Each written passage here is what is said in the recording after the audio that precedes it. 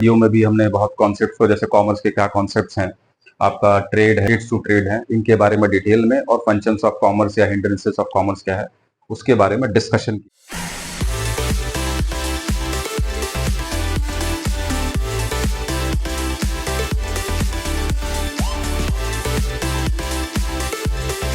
Welcome back viewers.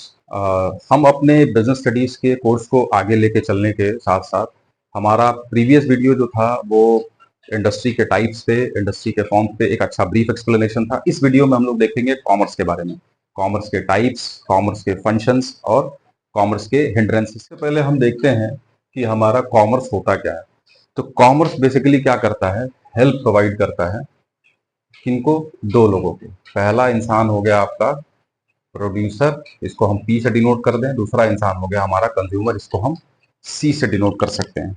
तो commerce क्या करता है, कॉमर्स हेल्प करता है between the producers and consumers for the exchange of goods and services. जैसे आप सामान कहीं से लेते हैं तो सामान आप डायरेक्ट इंडस्ट्री पे नहीं जाते लेने के लिए, ठीक है, किसी शॉप पे जाते हैं। तो वो शॉप कौन सी शॉप हो सकती है, either it can be a wholesale shop और it can be a retail shop. तो आप कौन से वाले शॉप से जाते हैं, कहाँ से परचेस करते हैं, फिर आप परचेस करने के बाद जब घर आते हैं तो आप कौन सा व्हीकल यूज करते हैं। Either you have your personal vehicle और you are using the public transport, auto rickshaw या रिक्शा आपने यूज किया, वो क्या है। तो कॉमर्स क्या करता है, बायर्स और कंज्यूमर्स को मिलाता है ताकि वो अपने जो एक्सचेंज के ट्रांजेक्शन्स हैं, buying and selling of goods and services, वो बहुत अच्छे से ट्रांसफॉर्म हो पाए। तो अब इसी में हम देखते हैं कि कॉमर्स के दो एलिमेंट होते हैं, पहला होता है ट्रेड, दूसरा होता है एड्स टू ट्रेड या ऑक्सिलरीज टू ट्रेड्स, जो हेल्प करते हैं। ट्रेड की अगर बात कहा जाए तो इसको हिंदी में हम कहते हैं व्यापार, ठीक है। व्यापार का मतलब क्या हो गया कि यहाँ पे जहाँ पे गुड्स एंड सर्विसेज को खरीदा बेचा जाता। इसके दो तरीके होते हैं, पहला आपका है इंटरनल ट्रेड, दूसरा है एक्सटर्नल। इंटरनल का मतलब सिंपल आप समझ सकते हैं कि जो आपकी ज्योग्राफिकल बाउंड्री होती है, जो भी हमारी बाउंड्री है, ज्योग्राफिकल बाउंड्री के अंदर विद इन दी बाउंड्री अगर कोई ट्रेड हो रहा है तो वो होता है आपका इंटरनल ट्रेड। अब इंटरनल ट्रेड में, जिसको डोमेस्टिक ट्रेड भी कहते हैं, बेसिकली इसमें दो चीजें आती हैं, either you can sell the whole product और you can sell the part wise of the product in small quantity also in large quantity.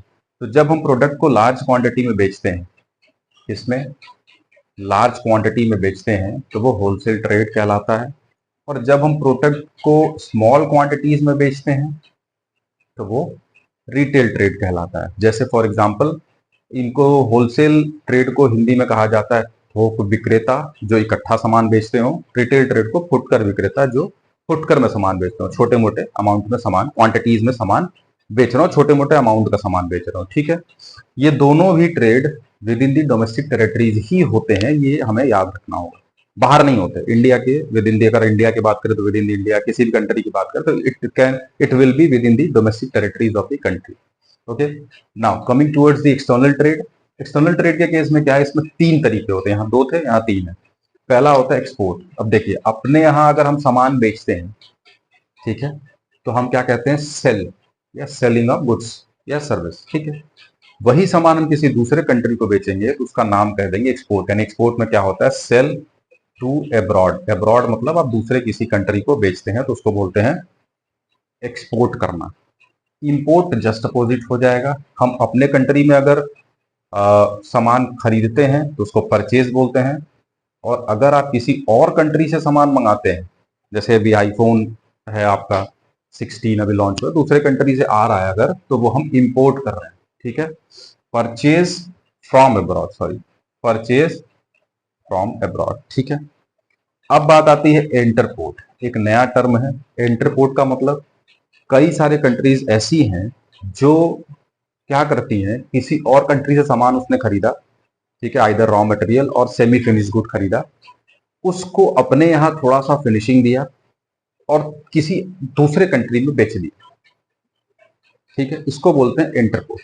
समझ में आ रही होगी बात हमारी। एक कंट्री से उसने सामान खरीदा, सपोज कोई कंट्री है ए, इसने कंट्री जी से सामान खरीदा, यहां से इसने सामान खरीदा, एरो इधर कर दिया, यहां से इसने क्या किया, यहां से इसने इंपोर्ट किया, ठीक है। क्यों, इसका मेन मोटो था उस प्रोडक्ट का सेल्फ कंजप्शन नहीं, उस प्रोडक्ट को सेल करना। तो सेल्फ कंजप्शन करने के लिए अगर खरीदता तो इसके लिए इंपोर्ट वो सेल्फ कंजप्शन में कन्वर्ट हो जाता। लेकिन इसने क्या किया, इस ए कंट्री ने क्या किया, इसको बेच दिया किसी ई कंट्री को। ठीक है, इसने क्या कर दिया, एक्सपोर्ट कर दिया किसी ई कंट्री को। तो इस टाइप की एक्टिविटीज को हम लोग बोलते हैं इंटरपोर्ट, जहां पे मेन मोटो होता है बीच का प्रॉफिट कमाना। यहां से हमने सेमी फिनिश गुड्स या रॉ मटेरियल खरीदा, अपने यहाँ उसको प्रोसेस किया या वैल्यू एडिशन किया, और उसके बाद हमने उसको दूसरी किसी कंट्री में सेल आउट कर दिया या एक्सपोर्ट कर दिया। अब बदले में अच्छा पैसा हम कमा लेते हैं। तो इस टाइप की एक्टिविटीज को बोलते हैं इंटरपोर्ट। ठीक है, ये हो गया आपका पार्ट ट्रेड का। अब बढ़ते हैं ऑक्सिलरीज टू ट्रेड की तरफ। ऑक्सिलरीज टू ट्रेड अगर देखा जाए तो इसमें आपके 4-5 एलिमेंट हैं। जैसे आपका है सबसे पहले ऑक्सिलरीज मतलब हेल्प टू ट्रेड। अब ट्रेड तो आप समझ गए, इंटरनल एक्सटर्नल। ठीक है, ट्रेड में या विद इन दी कंट्रीज हो या आउटसाइड दी कंट्री हो। तो एड्स टू ट्रेड क्या करता है, मतलब हेल्प टू ट्रेड। इसका सिंपल कह दें कि ये क्या कर रहे हैं, ये हेल्प कर रहे हैं, हेल्प टू ट्रेड। मतलब वो सारी चीजें जो आपको ट्रेड करने में हेल्प करती हों। जैसे अगर हमें सामान एक्सपोर्ट करना है तो क्या यहाँ से सामान हाथ से तो देंगे नहीं बगल वाली कंट्री को, या चाइना से हमें आईफोन लेना है तो हम बॉर्डर पर खड़े होकर तो लेंगे नहीं, ले भाई दे दो आईफोन पकड़ा दो हमें, ऐसा तो होगा नहीं। हम क्या करते हैं, प्रॉपर चैनल का यूज करते हैं। जैसे हमारे पास एयरवेज है, उसका हम यूज करेंगे, उससे सामान एक्सपोर्ट इंपोर्ट का काम करते हैं। तो आपका एक तरीके से ये जो ट्रांसपोर्टेशन है आपका, इसने हेल्प किया आपको इसमें। ठीक है, फिर जो आपको पैसा रिसीव होता है, चाहे वो इंटरनल ट्रेड में हो चाहे एक्सटर्नल ट्रेड में हो, उसको स्टोर करने के लिए, उस पैसे को रखने के लिए हम किसका इस्तेमाल करते हैं। जैसे हमने सामान बेचा या खरीदा, बेचा तो जो पैसा आया इकट्ठा उसको अपने पास ना रख के हम क्या करते हैं, बैंक में डिपॉजिट करते हैं, ताकि पैसा हमारा सेफ भी रहे और प्लस उससे कुछ इंटरेस्ट भी हमें मिले। उसके हिसाब से फिर हमारा, अगर हम सामान बाय द वे भेज रहे हैं तो there is a risk of damage of the goods. तो उस रिस्क को कवर कैसे करते हैं, उस रिस्क को कवर किया जाता है किसके थ्रू, इंश्योरेंस के थ्रू। हम इंश्योरेंस उस प्रोडक्ट का करा देते हैं, हमारा वो प्रोडक्ट क्या हो जाता है, सिक्योर हो जाता है। ठीक है, सिक्योर होने का मतलब कम से कम, ठीक है, इतना नुकसान, अगर हमारा 1 लाख का प्रोडक्ट है, हमने इंश्योरेंस ले लिया है, हमारा प्रोडक्ट बाय द वे नुकसान हो भी जाता है अगर, तो कुछ ना कुछ कंपनसेशन आपको मिल जाएगा, जिससे एटलीस्ट आप अपनी बहुत बुरी स्थिति में एज अ प्रोड्यूसर आप नहीं जा सकते, थोड़े से संभल सकते हैं। अदरवाइज बिना इंश्योरेंस के तो आपका सामान गया तो गया। जैसे सबसे पहला टाइप का इंश्योरेंस आपका आया था मरीन इंश्योरेंस, सबसे पहला, क्योंकि जब सबसे पहले एक्सपोर्ट इंपोर्ट होता था थ्रू वाटरवेज होता था, वहां सबसे ज्यादा खतरा होता था कि समुद्र जो है कभी भी, कहते हैं शांत समुद्र जो है आगे आने वाले तूफान का इशारा करती है, तो वहां पे कई बार प्रोडक्ट आपका गड़बड़ हो जाता था। तो उस केस में प्रोडक्ट नुकसान हो जाए तो प्रोड्यूसर्स को बहुत भारी नुकसान हो जाता था। एक तो इतना मेहनत से बना के भी बेचे और पूरा प्रोडक्ट हमारा डूब गया। तो अब इंश्योरेंस वहीं से शुरू हुआ, एटलीस्ट आपका प्रोडक्ट पहुंचाने तक आपका प्रोडक्ट सिक्योर हो। इन बिटवीन अगर ट्रांसपोर्टेशन के दरमियान कुछ होता है तो उससे आप सिक्योर रहें। ठीक है, उसके बाद आपका प्रोडक्ट बन गया तो आप कहाँ रखते हैं, वेयर हाउस में। ठीक है, प्लेस कहीं तो जगह चाहिए, तो वेयर हाउस आपका हो गया। एडवर्टीजमेंट क्या करता है, हेल्प करता है आपके प्रोडक्ट के प्रमोशन के केस में, कि आपका प्रोडक्ट लोगों तक पता चले। आज तो बहुत टफ कंपटीशन है, एक ही प्रोडक्ट हम लेने जाते हैं। मोबाइल फोन की बात कर लीजिए, कितने सारे कंपनीज है, हर कंपनी के कितने सारे सब ब्रांड्स हैं, हर ब्रांड के कितने सारे मॉडल्स हैं। तो एक अच्छा फोन चूज करने के लिए हमें बहुत रिसर्च करना पड़ता है, अच्छा ये वाला फोन ले कि ना ले, ऐसा ले कि ना ले, तमाम चीजें। तो उस पे एडवर्टीजमेंट इफेक्ट करता है हमारे दिमाग को। ठीक है, तो ये सब हो गए help to trade. Advertisement help किया ट्रेड करने में। आप बैनर पोस्टर भी देखते हैं, लगा रहते हैं सब जगह, वो सब एडवर्टीजमेंट का पार्ट है। ठीक है, अब हम बढ़ते हैं आगे। अब हम देखते हैं कि हमारा कॉमर्स का क्या रोल है हिंड्रेंसेस को दूर करने, मतलब जो रुकावटें हैं उन रुकावटों को दूर करने के लिए कॉमर्स किस तरीके से हेल्प करता है। तो इस कुछ टाइप्स के हिंड्रेंसेस को मैंने यहाँ लिख दिया है बोर्ड पे, जैसे hindrance of person, hindrance of place, hindrance of risk, hindrance of finance and hindrance of information. अब हम देखते हैं कि इन हिंड्रेंसेस को किस तरीके से कॉमर्स और उसके कौन से एलिमेंट उसको दूर करने में हेल्प करते हैं। जैसे सबसे पहला हिंड्रेंस है आपका हिंड्रेंस ऑफ पर्सन। तो पर्सन का हिंड्रेंस कैसे दूर होता है, पर्सन हो गए आपके, हम बताए पहले ही कि आपका प्रोड्यूसर और कंज्यूमर, पी और सी, इन दोनों के बीच का जो रुकावट है वो कैसे दूर होता है। मतलब प्रोड्यूसर बैठा हुआ है सामान लेके बेचने को, कंज्यूमर रेडी है सामान परचेस करने को, तो दोनों के बीच में रुकावट क्या है, ट्रेड। जब तक प्रोड्यूसर सामान बेचेगा नहीं, कंज्यूमर सामान खरीद नहीं सकता। तो ट्रेड क्या करता है, ट्रेड हेल्प करता है हमें हिंड्रेंस ऑफ पर्सन को दूर करने के लिए, ठीक है। नेक्स्ट है हमारा hindrance of place. Hindrance of place का मतलब समय का रुकावट।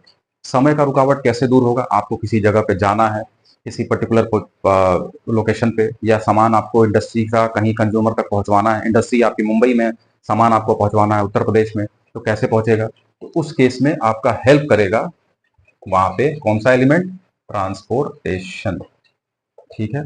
ट्रांसपोर्टेशन में आपका, आप चाहे तो कोई भी ट्रांसपोर्टेशन का मीन्स यूज कर सकते हैं, आइदर रोडवेज, वाटरवेज और एयरवेज, जो भी सुविधाजनक हो और मौजूद हो, ठीक है, उसको हम यूज करेंगे और उससे हमारा सामान का जो प्लेस का रुकावट है, एक जगह से दूसरी जगह पहुंचने का या जाने का या सामान भिजवाने का, दूर हो जाएगा, ठीक है। फिर है आपका हिंड्रेंस ऑफ रिस्क। रिस्क तो एक एलिमेंट है बिजनेस का हमेशा से, और बिजनेस के ही ये पार्ट है इंडस्ट्री कॉमर्स। हम लोग प्रीवियस में देखें, एक ब्रॉड कैटेगरी बिजनेस है, बिजनेस का ही पार्ट है इंडस्ट्री कॉमर्स।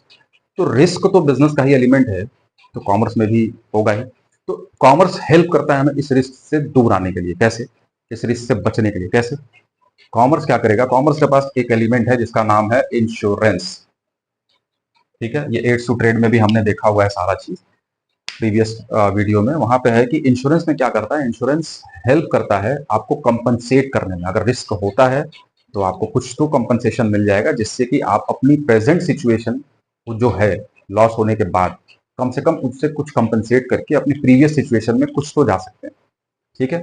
तो उसमें कई तरीके के इंश्योरेंसेस होते हैं, फायर इंश्योरेंस, जनरल इंश्योरेंस होता है और लाइफ इंश्योरेंस बेसिकली होता है। जनरल इंश्योरेंस से कई सारे पार्ट हैं, जिसमें फायर इंश्योरेंस है, मरीन इंश्योरेंस है, मोटर इंश्योरेंस है, कई सारे पार्ट्स उसमें, ठीक है। अब बात आता है हिंड्रेंस ऑफ फाइनेंस। अब इसमें क्या होता है, हमें पैसे की दिक्कत तो होती है, बिजनेस करेंगे, चाहे वो प्रोड्यूसर हो चाहे कंज्यूमर हो, कंज्यूमर को भी पैसे की जरूरत पड़ती है और प्रोड्यूसर को भी पैसे की जरूरत पड़ती है। तो ये दोनों अपने इस जरूरत को पूरा कैसे करते हैं, तो पूरा करते हैं ये किसके थ्रू, बैंकिंग के through. There are different types of banks, आपको मालूम ही होगा, नेशनलाइज्ड बैंक है, फिर आपका प्राइवेट सेक्टर बैंक है, फॉरेन बैंक है, आरआरबीज है, ठीक है। तो जिस भी बैंक को आप प्रेफर करें, वहां जाके आप पैसे को, आप चाहे तो लोन ले सकते हैं, उसमें अकाउंट खुलवा के अपने सेविंग्स को या एक्स्ट्रा मनी जो इंडस्ट्री के पास है वो उसमें जमा कर सकती है। तो ये हिंड्रेंस फाइनेंस का दिक्कत दूर कर दिया किसने, बैंकिंग के एलिमेंट ने, ठीक है, जो कि है कॉमर्स का एक एलिमेंट। अब बात आती है हिंड्रेंस ऑफ इंफॉर्मेशन। इंफॉर्मेशन का मतलब कि आपके पास सामान जो है, इंफॉर्मेशन आपके पास कैसे पहुंचता है, कितने टाइम में पहुंचता है, कैसे, और प्रोडक्ट कितने अवेलेबल है मार्केट में। अगर वो प्रचार ना करे तो हम मालूम ही ना चले। हम तो दो चार कंपनीज के नाम जानते हैं, उनके दो चार 10 प्रोडक्ट के नाम जानते हैं। अब इंडिया में सबसे बड़ा प्लेयर इस समय हिंदुस्तान यूनिलीवर, उसके आप जो भी प्रोडक्ट लगभग देखते हैं वो उसी के हैं, चाहे वो बाथिंग सोप हो, डिटर्जेंट हो, या जो भी आप लगभग कॉस्मेटिक आइटम देख रहे हैं, सब लगभग हिंदुस्तान यूनिलीवर बना रहा है, ठीक है। नाम उसने अलग अलग रख दिया है, ठीक है, कंपटीशन बहुत क्रैक कर दिया उसने। तो उस केस में वो क्या करता है, वो सबसे ज्यादा करता है एडवर्टीजमेंट, ताकि उसका जो प्रोडक्ट है वो पहुंच पाए ज्यादा लार्ज नंबर ऑफ कंज्यूमर्स तक। तो एक प्रॉब्लम आई किसको, किसको आई प्रॉब्लम, प्रोड्यूसर को। क्या प्रॉब्लम आई कि हमारा प्रोडक्ट, हमके सामान तो बना लिया, लेकिन वो लोगों तक पहुंचे कैसे, लोग उसको जानेंगे तब तो खरीदेंगे कि हाँ ये भी कंपनी है अवेलेबल, इस कंपनी के ये प्रोडक्ट की ये क्वालिटीज हैं, कैसे पता चलेगा। तो वो प्रोडक्ट का क्वालिटीज और प्रोडक्ट के बारे में एडवर्टीजमेंट करते हैं, जो कि कॉमर्स हेल्प करता है उनको, कॉमर्स का एलिमेंट है ये सब। कॉमर्स ने उस रुकावट को, कंपनी की उस रुकावट को दूर किया, कैसे, एडवर्टीजमेंट करके, ताकि कंज्यूमर्स तक वो प्रोडक्ट पहुंचे और कंज्यूमर्स उसको इजिली परचेज कर सके। तो ये सारा कुछ रहा हमारा role of commerce in removal of hindrances in the process of exchange.